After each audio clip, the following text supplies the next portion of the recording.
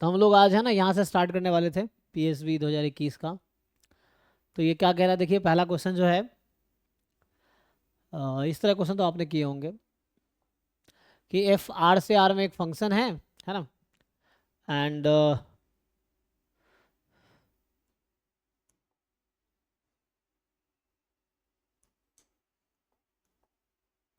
So F is function from R to R as F X cos 2x है जब x rational है, sine square 2x जब x irrational है। So find all real values of x where F is continuous. तो क्या करते हैं continuous के लिए, याद होगा आपको कि हम लोग cos 2x को इक्वल रख देते हैं कहाँ पे, साइन स्क्वायर एक्स में, यही ना। तो इस पे आ जाएगा,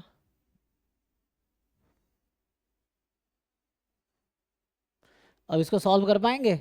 तो cos 2x होता है 1 माइनस 2 sin स्क्वायर एक्स, ऐसा लिख सकते हैं। तो ये है साइन स्क्वायर एक्स। सो यहाँ से क्या आ जाएगा, 3 sin square x is 1, so sine square x is 1/3। या cos 2x में कन्वर्ट कर लेते तब भी हो जाता है ना, या इसको भी हम cos 2x में लिख सकते थे ना।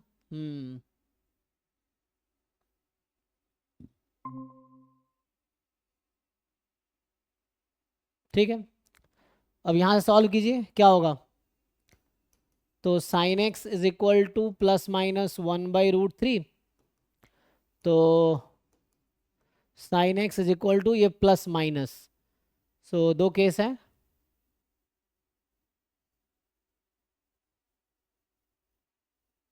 कोई बात नहीं, है ना। तो ये हो गया साइन प्लस माइनस, लिख लीजिए। 1/√3 क्या होता है, अच्छा तो साइन वर्स में जाना पड़ेगा। कोई बात नहीं, इसको रहने दीजिए यहीं से।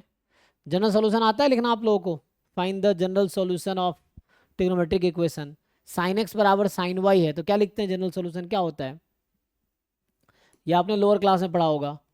Sign X is equal to sine Y, then X is equal to क्या होता है, -1 n पाई प्लस -1 की पावर n into y। ऐसा कुछ था 11th क्लास में, देखो 11th क्लास में ऐसा कुछ था, 11th 12th में आपने पढ़े होंगे।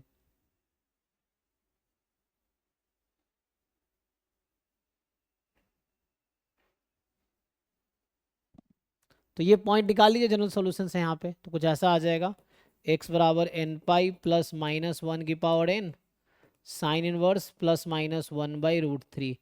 तो ये कुछ आंसर हो जाएगा ऐसा, ठीक है। तो ये ऑल पॉइंट्स ऑफ कॉन्टिन्यूटी ये हो गया। ऑल पॉइंट ऑफ डिफरेंशियबिलिटी क्या होगा, ये निकालिए अब। So what is the point of differentiability.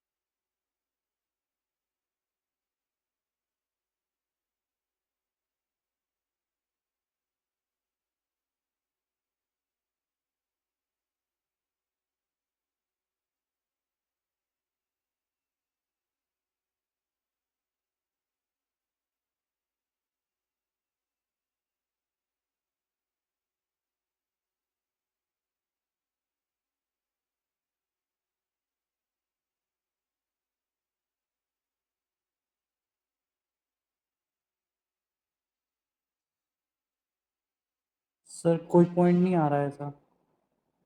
क्या होगा, सर कोई पॉइंट नहीं है ऐसा। क्यों। सर एफ डैश एक्स निकाला, उसके बाद इक्वेट करा तो फिर इक्वेशन सेटिस्फाई नहीं कर रही। ओके,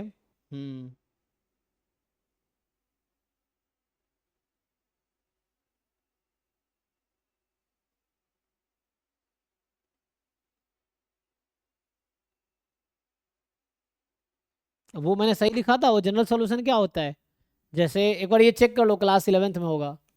साइन एक्स बराबर साइन वाई का जनरल सॉल्यूशन या साइन अल्फा होता था ना, ये 11th क्लास में था। इसका देख लो एक बार क्या होता है। एक्स इज इक्वल टू क्या होता है, जो मैंने लिखा था वो है N pi, I think plus minus alpha होता है, N pi plus minus one की पावर इंटू अल्फा होता है, आई थिंक ये होता है शायद। तो उसके अकॉर्डिंग हमारा क्या बन के आया था, sine X is plus minus one by root three. तो इसके अकॉर्डिंग एक्स की वैल्यू आएगी N pi plus minus sine inverse one by root three, क्योंकि प्लस माइनस आई थिंक ये आएगा। चेक कर लो एक बारी, बस ये चेक कर लेना क्या है, आई थिंक यही है जनरल सॉल्यूशन ऑफ, है ना, ट्रिग्नोमेट्रिक इक्वेशन। तो ये क्लास 11th के एनसीईआरटी में मिल जाएगा, जनरल सॉल्यूशन वाले टॉपिक में आई थिंक ये था।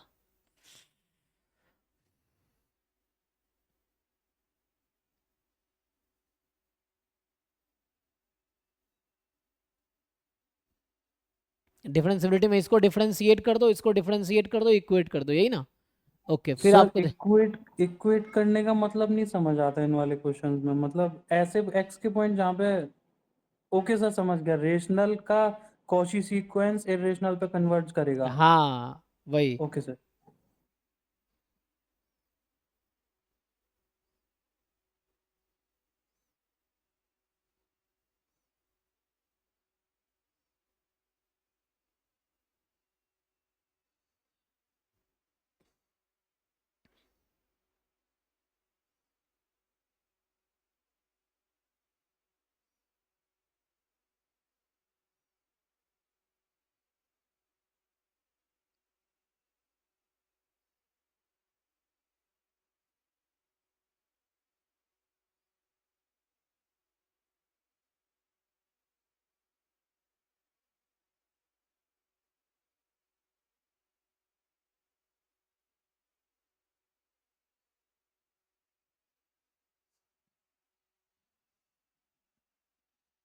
तो डिफरेंशिएबल होगा तो डेरिवेटिव कॉन्टिन्यूअस होगा ना, तो ये आ जाएगा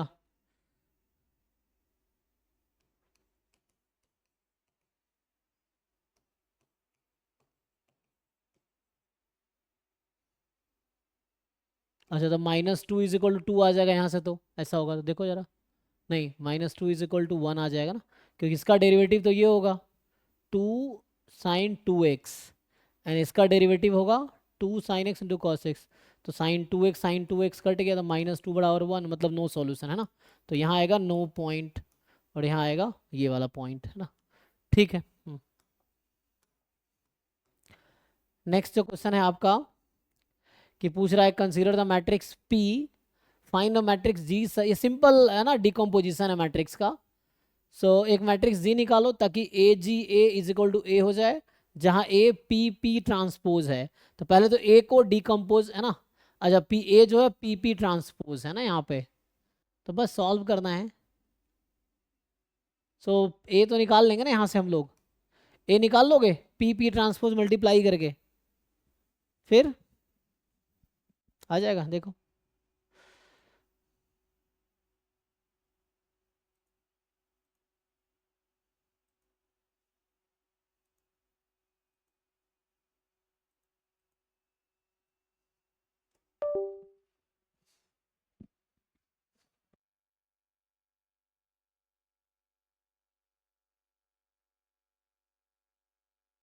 सर ए तो निकाल लिया था।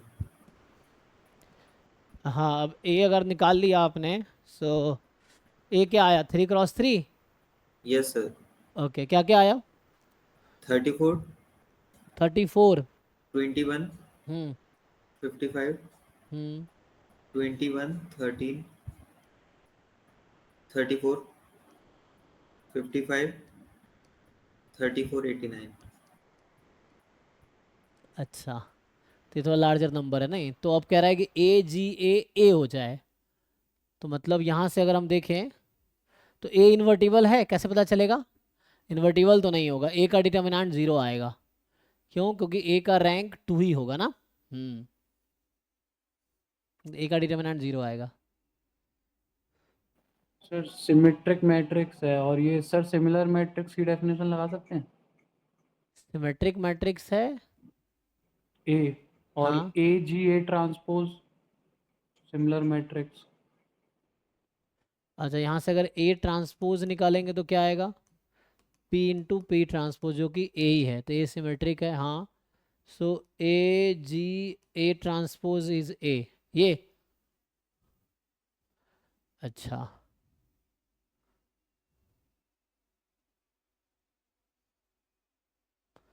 तो ये क्या बोल रहे हैं, सिंगुलर वैल्यू डिकम्पोजिशन वाला लगा के देखो। लेकिन समहाउ फाइंड करना पड़े, एक तरीका है कि हम सीधा सीधा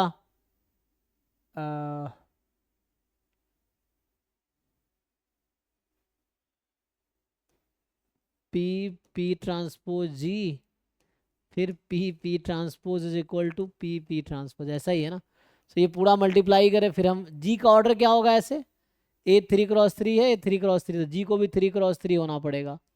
तो एक तो बहुत लेंदी मेथड हो जाएगा ना वैसे, अगर मतलब मैनुअली कैलकुलेट करने लगे तो। हम्म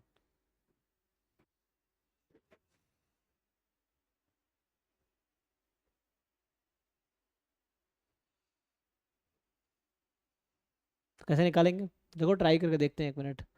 तो इसमें हम क्या कर सकते हैं, या तो एक मैनुअली तरीका है, इसमें बहुत लेंदी होगा मुझे लगता है, मैनुअली हम पुट कर दे, ए आपने निकाला ही है पुट कर दीजिए और सॉल्व कीजिए, तो उससे थोड़ा लेंदी होगा।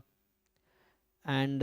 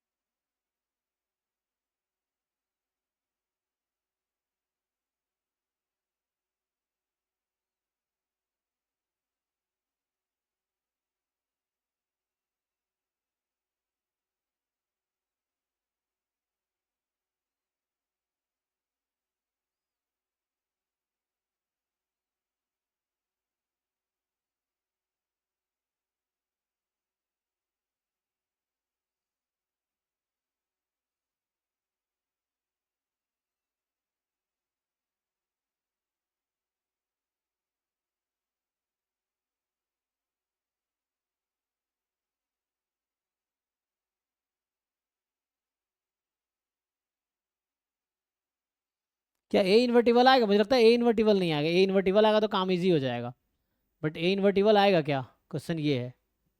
अब देखो ए इन्वर्टिबल नहीं होगा ना, निकाल के देखो, क्योंकि मुझे ऐसा लगता है कि 3x2 है ना, तो इसका पी का मैक्सिमम रैंक 2 हो सकता है, पी ट्रांसपोज का भी मैक्सिमम रैंक 2 हो सकता है, तो ए का भी मैक्सिमम रैंक 2 होगा, तो एक डिटर्मिनेंट तो 0 आएगा। अगर इन्वर्टिबल होता तो ए उधर चला जाता सिंपली, तो काम आसान हो जाता। इन्वर्टिबल है नहीं, इसलिए थोड़ा लेंदी होगा ये। लेकिन जनरलाइज इनवर्स यूज कर सकते हैं, एक और टर्म होता है जनरलाइज्ड इनवर्स, वो यूज करना चाहेंगे बट वो कर सकते हैं।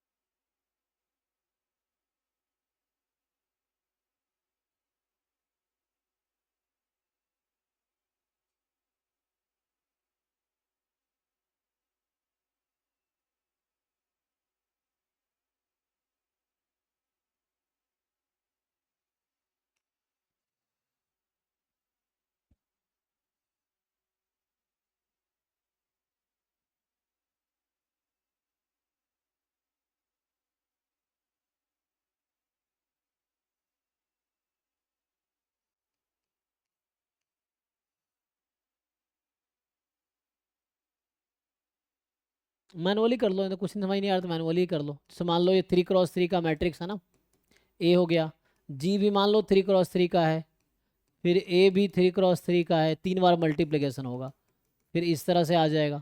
पहले इन तीनों को मल्टीप्लाई करेंगे तो क्या होगा, 3x3 का मैट्रिक्स आएगा। सो और ये ऑलरेडी 3x3 का मैट्रिक्स है। सो 9 एलिमेंट्स होंगे, 9 इक्वेशन होगा। फिर उस केस में है ना, पहला इज इक्वल टू पहला, दूसरा इज इक्वल टू दूसरा, तीसरा इज इक्वल टू तीसरा, ऐसे करके यहाँ पे 9 जी हम अपनी मर्जी से अज्यूम कर लेते हैं। मान लो A1 A2 A3 B1 B2 B3 C1 C2 C3। ए तो आपको यहाँ से ऑलरेडी पता है, तो इन तीनों को मल्टीप्लाई करो, जो कि बहुत लेंदी होगा, मैं ये कह रहा हूँ कि है ना, यहाँ 2 टाइम मल्टीप्लिकेशन, फिर एक और मल्टीप्लिकेशन, फिर ये ऐसा बनेगा, फिर आपको 9 इक्वेशंस मिलेंगे, इक्वेशन 1 2 3 अप टू 9 तक। देन आप एलिमिनेट करके सॉल्व कर पाओगे, जो कि लेंदी होगा, तो हमें कोई शॉर्टकट ढूंढना पड़ेगा यहाँ पे। सर ए सिमेट्रिक मैट्रिक्स है, हाँ, तो फिर उसका ऑर्थोगोनली डायगोनलाइजेबल होता है ए। यस एवरी सिमेट्रिक ऑर्थोगोनल है ना, वेक्टर्स लिख सकते हैं। Every symmetric matrix is orthogonally diagonalisable, है ना। तो उसके लिए यस आप क्या सर। करो, ए का आइगन वैल्यू निकालना पड़ेगा उसके लिए फिर। सो ऑर्थोगोनली डायगोनलाइजेबल, इसका मतलब ये हुआ कि हम ए को लिख सकते हैं यू, फिर डी, ऑर्थोगोनल का मैट्रिक्स का क्या डेफिनेशन होता है, पी इनवर्स ए पी, है ना। सो मतलब यहाँ जैसे कोई बात, वही सही है वैसे तो।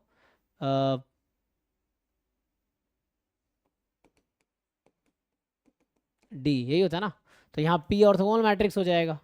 तो यहाँ से उल्टा लिखोगे तो ए बराबर हो जाएगा पी डी पी इनवर्स, तो कोई दिक्कत नहीं है।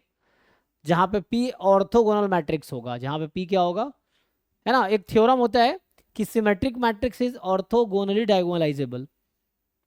तो वो अगर अप्रोच हम यूज करें तो यहाँ से ए को मैं ऐसा लिख सकता हूँ, जहाँ पे P is orthogonal matrix, P is orthogonal matrix, ठीक है। और ये पी क्या मिलेगा, हालांकि वो अच्छा वहाँ पी उसने यूज़ कर रखा है, तो मैं पी यूज़ नहीं करता हूँ, सेम नोटेशन यूज़ करेंगे गड़बड़ होगा। इसका मतलब है कि मैं कह रहा हूँ every symmetric matrix is orthogonally diagonalisable, तो क्यू इनवर्स कर देते हैं, ठीक है, या क्यू डी क्यू ट्रांसपोज, हालांकि ट्रांसपोज इनवर्स सेम ही होगा, है ना।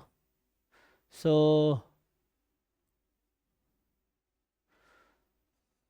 तो ये हो जाएगा A is Q D Q transpose, जहाँ पे क्यू एक ऑर्थोगोनल मैट्रिक्स होगा, या यू ले सकते थे इस तरह से कुछ, है ना।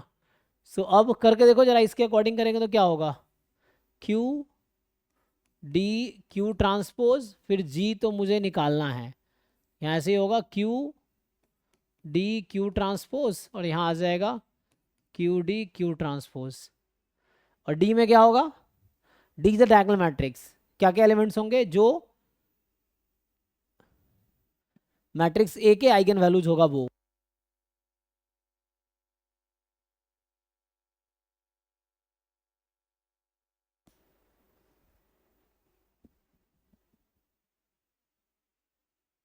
निकालो फिर देखो क्या आता है।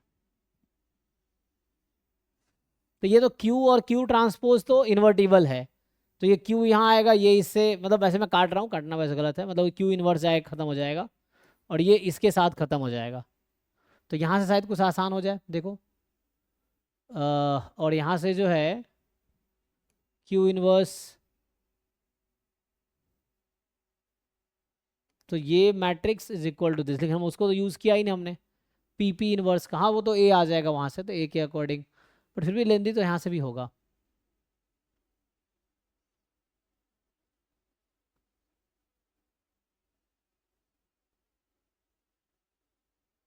मे भी सब्जेक्टिव क्वेश्चन है, शायद लेंदी तो होना ही है, मुझे ऐसा लग रहा है, किसी भी तरीके से करो तो हो सकता है वो पूछना यही चाह रहा हो।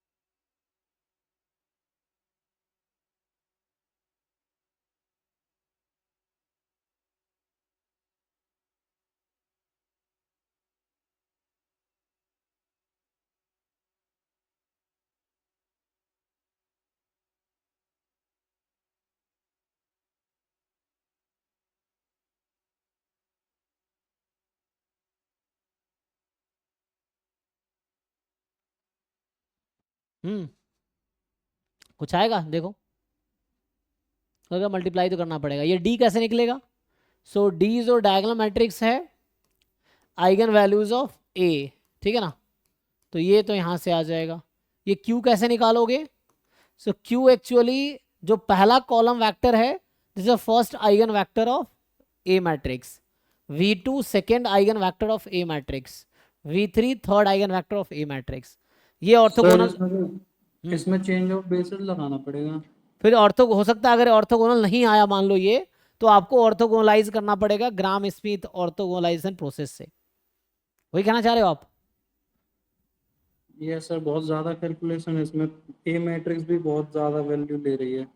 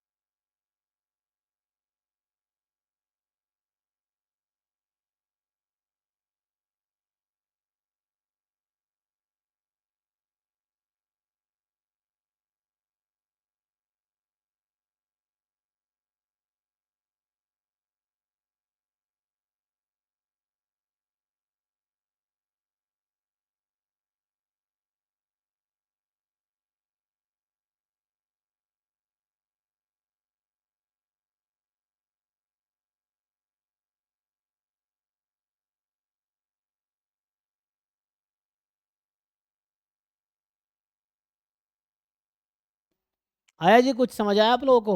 एक्चुअली मेरे सर का फ़ोन आ गया था, तो कुछ समझ आ रहा है? नहीं सर।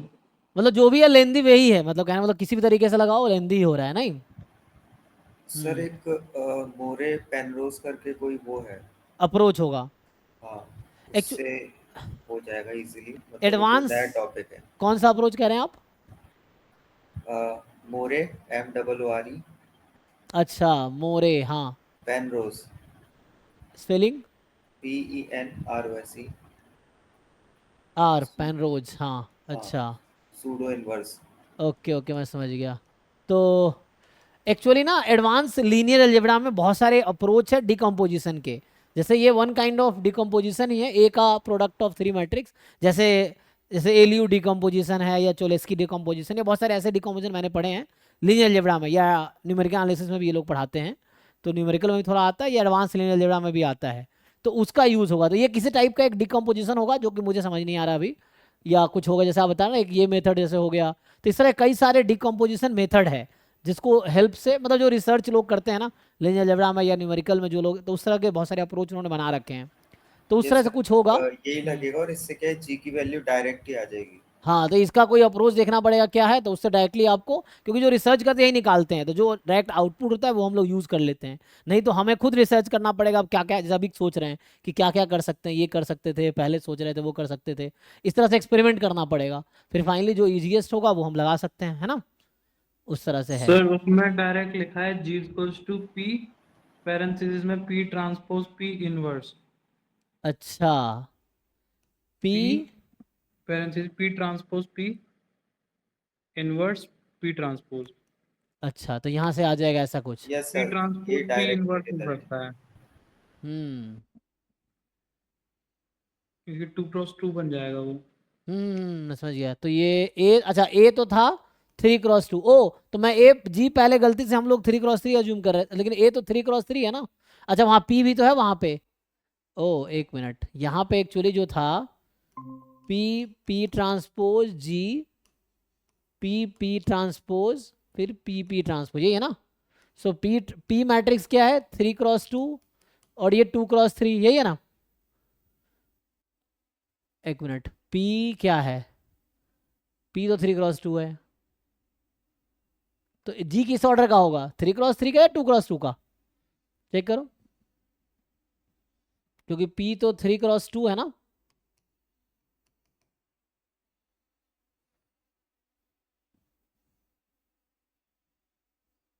सर G तो 3x3 ही होगा, है ना? पर P ट्रांसपोज P 2x2 होगा। ओके ओके, हाँ, मतलब वैसे आप कह रहे हैं पी ट्रांसपोज, क्योंकि पी ट्रांसपोज तो वैसे 2x3, और पी भी 3x2, तो एट द एंड ये 2x2 का होगा। जी जी, समझ गया, ठीक है। तो मतलब ये आप बता रहे हैं किसी अप्रोच से जी सीधा सीधा आ जाएगा, जो आप बता रहे थे पी, फिर क्या बता रहे थे, P transpose P, P transpose P, फिर होल इनवर्स पी, या पी ट्रांसपोज, पी ट्रांसपोज। है ना? तो सही है ये सर। आई थिंक जी निकल के आएगा किसी अप्रोच से, तो ये फॉर्मूला कोई रिजल्ट है जो आप बता रहे हैं, तो उस रिजल्ट से ये आ जाएगा, है ना? तो ये निकालना आसान है, क्योंकि यहाँ तो पी पता ही है, तो अब पी ट्रांसपोज पी निकालो, उसका ये 2x2 होगा, आप जो कह रहे थे उसका इन्वर्स ले लो, फिर पी से मल्टीप्लाई करो तो उससे आ जाएगा। ठीक है, तो ये आई थिंक है ना, देखना पड़ेगा मुझे। तो ये एक अप्रोच है, और ये क्या उसी मेथड से आता है जो आप बता रहे थे श्रीकांत? हाँ सर, ये मेथड ही वही है, इसी का अच्छा, नाम। तो ये एक रिजल्ट है जो कि है ना, अगर याद होगा तो आप कर पाएंगे, नहीं तो आपको एक्सप्लोर करना पड़ेगा। ठीक है, सो ठीक है, थर्ड क्वेश्चन ट्राई कीजिए जरा। तो ठीक है, बाकी लोग भी इस तरीके से कर लो, तो थोड़ा देखो मेथड क्या है। एंड थर्ड क्वेश्चन देखिए, थर्ड आसान होगा आई थिंक।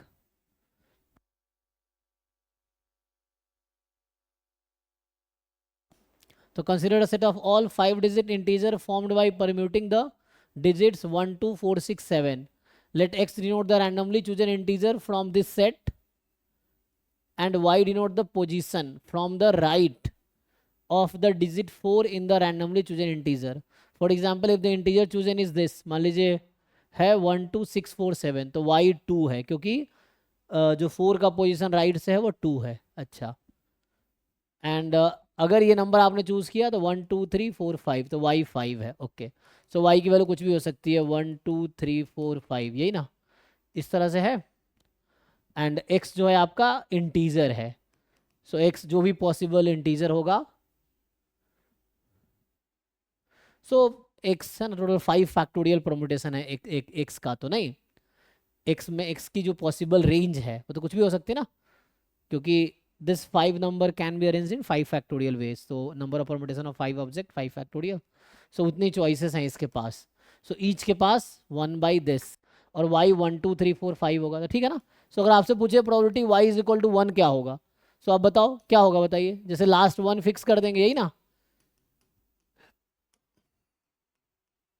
यही है 1 2 3 4, सो यहाँ 1 होगा, ये सॉरी यहाँ 4 होगा ना, 4 यहाँ कर देंगे, सो पोजिशन 1 होगी, तो ये कितने तरीके से अरेंज कर सकते हैं आप इसको, 4 फैक्टोरियल, 4 फैक्टोरियल। तो 4 फैक्टोरियल आउट ऑफ 5 फैक्टोरियल, बाकी का भी सेम ही लगता है मुझे होगा, है ना जी, सबका मुझे लगता है सबका सेम ही रहेगा, y की पीएमएफ जो है, सो कहने का मेरा मतलब ये है y का जो पीएमएफ है ये ऐसा ही होगा, 4 फैक्टोरियल बाई 5 फैक्टोरियल, y चाहे 1 2 3 4 5 कोई नंबर ले ले, 5 टाइम हो जाएगा, देख लो,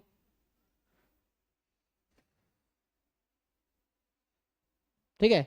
और x टोटल 5 फैक्टोरियल है, तो एक पर्टिकुलर एलिमेंट के लिए x is equal to X की जो प्रोबेबिलिटी होगी 1/5 फैक्टोरियल कह सकते हैं, तो x की जो बहुत सारी पॉसिबिलिटीज हैं,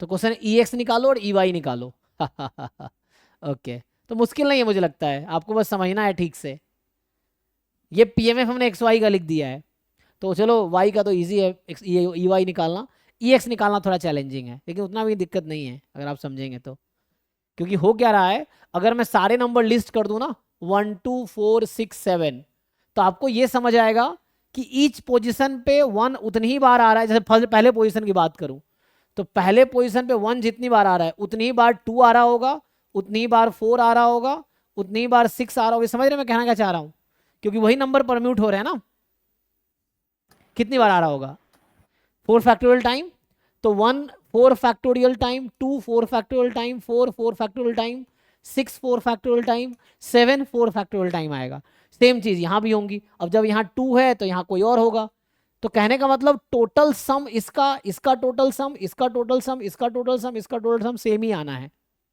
उसी की आपको जरूरत है, तो इनडायरेक्टली आपको वो सारे परमुटेशन जो है ना उसको ऐड करने हैं, और ऐड कर लेंगे तो उसको इससे मल्टीप्लाई कर दिए, समेशन xi pi होता है ना, pi तो फिक्स है 1/5 फैक्टोरियल, तो बाकी ऐड कर पाएंगे इसको टोटल, यस सर। वो ऐड हो जाएगा, क्योंकि हर डिजिट पे इक्वल नंबर ऑफ टाइम सारे आ रहे हैं और वही आगे परम्यूट हो रहा है, तो कहने मतलब टोटल सम कॉमन है, टोटल सम कॉमन है, बस आपको ये ऐड करोगे कैरी लेके, फिर वो होगा, फिर वैसे कर करके ऐड कर लीजिए,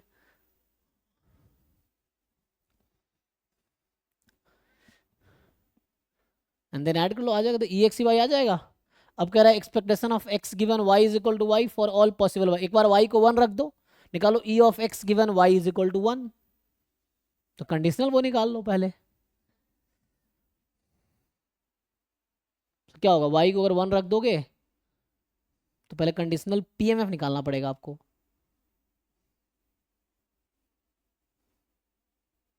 अब नेक्स्ट है कि शो करो XY अनकोरिलेटेड है, तो मतलब आप पहले दिखा दो इसमें कोरिलेशन या कोवेरिएंस दिखा दो, 0 है XY का डेफिनेशन से, एंड इंडिपेंडेंट नहीं है ना, तो यहां से ये दिखाना पड़ेगा कि जो ज्वाइंट है वो इक्वल नहीं है प्रोडक्ट ऑफ मार्जिनल्स के, यही है, so joint is not equal to product of marginals, ऐसा आ जाएगा, है जी, बस कीजिए इसको, ट्राई कीजिए, मुश्किल नहीं है, क्या हम ज्वाइंट निकाल सकते हैं XY का, बताइए, यस निकाल सकते हैं,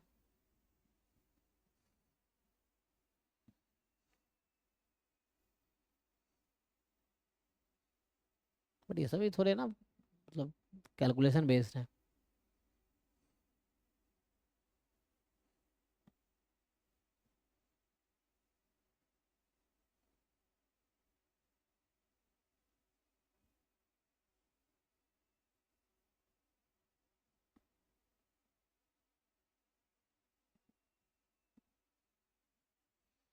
देखो भाई ट्राई करके देखो, ऐसे है ना, टाइम भी हो गया नेक्स्ट उसका, तो आज किसका क्लास था, MS QMS का वापस है कि CMI का, कल CMI का था ना, अच्छा आज दिन है Wednesday, Monday Wednesday Friday I think CMI का था। ओके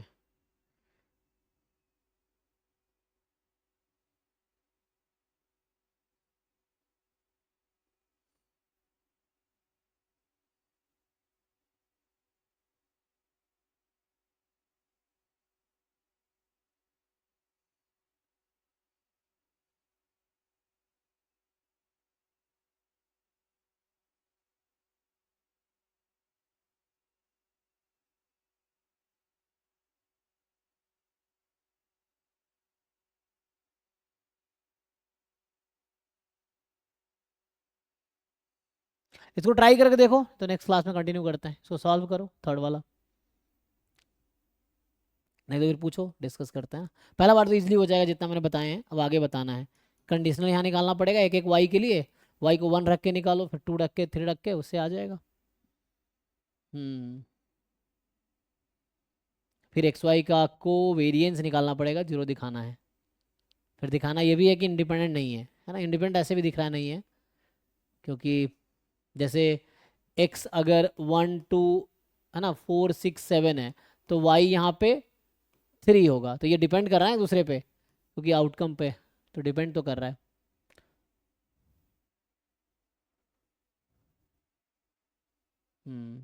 तो अगर ये दिखाना इंडिपेंडेंट नहीं है, तुम ये दिखा दो फॉर एग्जांपल, जैसे कोई नंबर ले लो, फॉर एग्जांपल मान लो यहाँ पे ले लिया मैंने 1 2 4 6 7 और y बराबर 3 ले लो, ये दिखाओ इक्वल नहीं है प्रोबेबिलिटी x बराबर 1 2 4 6 7 इंटू प्रोबेबिलिटी y बराबर 3, ये दिखा दो, ये दोनों इक्वल नहीं है। कोई ना कोई एक एलिमेंट तो मिल ही जाएगा, क्योंकि अगर सारे इक्वल हो जाएंगे फिर तो डेफिनेशन से वो इंडिपेंडेंट हो जाएगा, बट ऐसा नहीं होगा। इससे दिखाओ है ना, ट्राई करो, फिर कल इसको कंटिन्यू करते हैं, कल भी क्लास है। सो कल यहाँ से कंटिन्यू करते हैं, इसको सॉल्व करके आओ, बाकी अभी CMI की क्लास होगी थोड़ी देर बाद, है ना। कल मिलते हैं, इसको सॉल्व करके आइए। Thank you.